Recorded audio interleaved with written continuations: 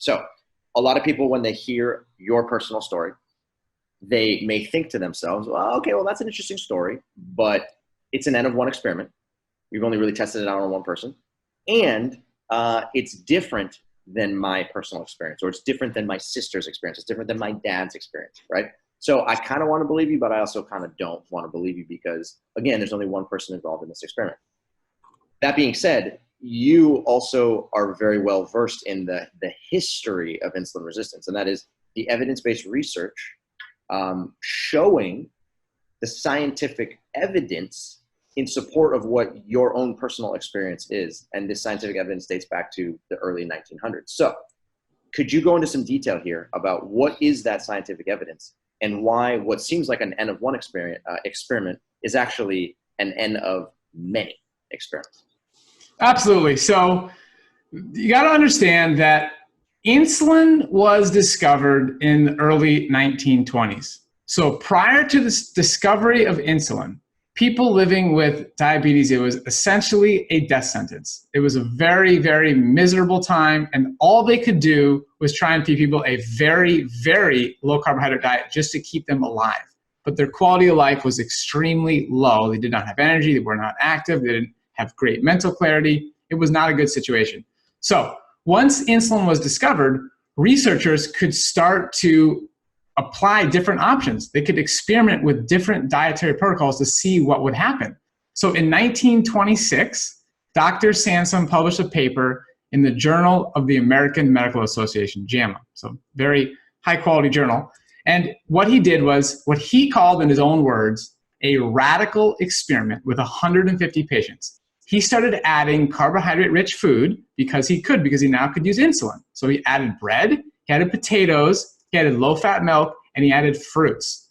And this was not a very low-fat diet. It was just added more carbohydrate-rich food. So it was about 43% of calories from fat. But what was amazing is that he noticed the patients did not require more insulin. Their insulin requirements remained the same, which showed to him that insulin was working more effectively as he increased the carbohydrate content. So, but more importantly, is he found out that the people who got to eat these carbohydrate-rich foods again, they returned to normal physical and mental activity. They had no difficulty in managing their blood glucose levels. They had improved cardiovascular health. The diet was more palatable. They reduced cravings for forbidden foods, and the diet was cheaper. So it was a win-win across the board. And this is just the beginning. So there was a lot of research, and another researcher by the name of Dr. Rabinowitz. You love to talk about Dr. Rabinowitz as well, Cyrus. He's one of our favorites. He's one of the classics. He's one of the classics. But go ahead. I want to hear from it. Yeah, so he published several different papers on the results of experimenting with a higher carbohydrate diet with his patients. So this one was roughly 24% of calories coming from fat. So he could have been a little bit lower, probably gotten a little bit better results. But it was still extraordinary. So he published papers in the 30s. And what he found is that people living with insulin-dependent diabetes use less insulin and need less injections. Those who were non-insulin dependent did not require insulin when eating his higher carbohydrate diet. Patients were satisfied with the diet. Their blood glucose control improved. They had lower cholesterol levels. And the key thing here is, he said in his own words, it was a practically isocaloric value. That's the quote from his own paper, that these patients saw an improvement in their diabetes health, their overall health, when they adjusted to this diet, but it wasn't because they lost significant amounts of weight, and this was a calorie-restricted diet. That wasn't the case. So that's a huge thing in Rabinowitz's work, and he wrote in many papers. The conclusion on his 1932 paper: diabetes does not appear to be due to defective production of insulin, but to interference with the action of a normal supply. That's a profound statement made in the 1930s. And in 1935, he published the results of a study. He was following basically 500 patients. No, hold on, it was 150 patients in this one, over a 5-year period, okay? And what he saw was a dramatic reduction in the need for insulin in the people who were doing the newer diet, the 24% of calories fat from diet. So average insulin went from 24.6 units to 10.6 units. 12 patients stopped using insulin completely. So we had a 57% reduction over that 5-year period. And in the older diet, they only saw a 1% reduction in insulin use. That was 60% of calories coming from fat. average insulin went from 32.2 to 31.8. Very, very small reduction between the old diet and the new diet. So he concluded that paper by saying, suffice it to say, it now appears to be fairly well established that carbohydrates improve, whereas fats impair carbohydrate tolerance, and that carbohydrates increase, whereas fats decrease the sensitivity of the individual, animal and man, to insulin.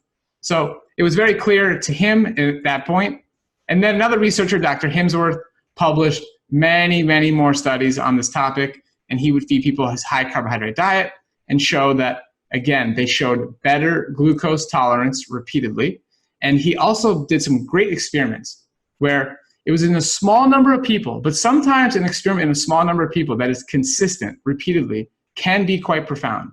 And he fed the same subject, okay, 7 different diets, 7 days each. Okay, this is a very thorough experiment.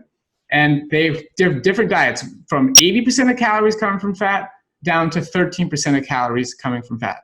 And he saw in each interval, insulin worked quicker and drove the blood glucose level down further as the fat decreased.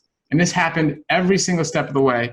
And he concluded his work by saying, it is demonstrated that the efficiency with which a standard dose of crystalline insulin acts on the blood sugar is determined by the carbohydrate content of the diet.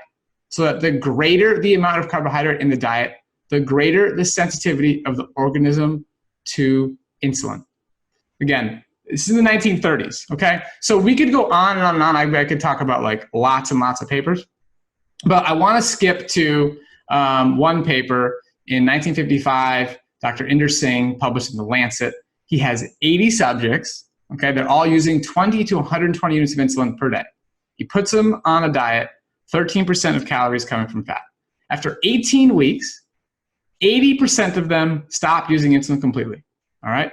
6 of the patients who were initially using 80 to 20 units of insulin dropped to 20 to 40, and 6 patients required less than 10 units of insulin per day. So every single person in this study, there was not a single exception, all right, saw their insulin use decrease while following a very high carbohydrate-rich diet.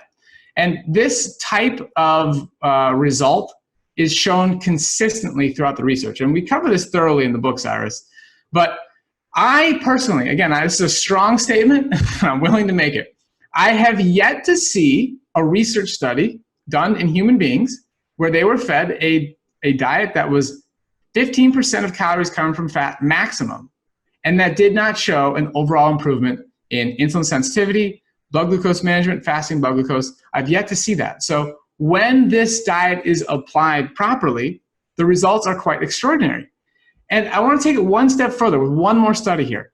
1971, Dr. Brunzell, New England Journal of Medicine. So a lot of people are concerned that when you do this diet, your insulin levels will increase. So maybe your blood glucose stays steady, maybe your A1C is okay, but you are making your pancreas work super, super hard. You're going to exhaust your pancreas because it has to pump out so much more insulin.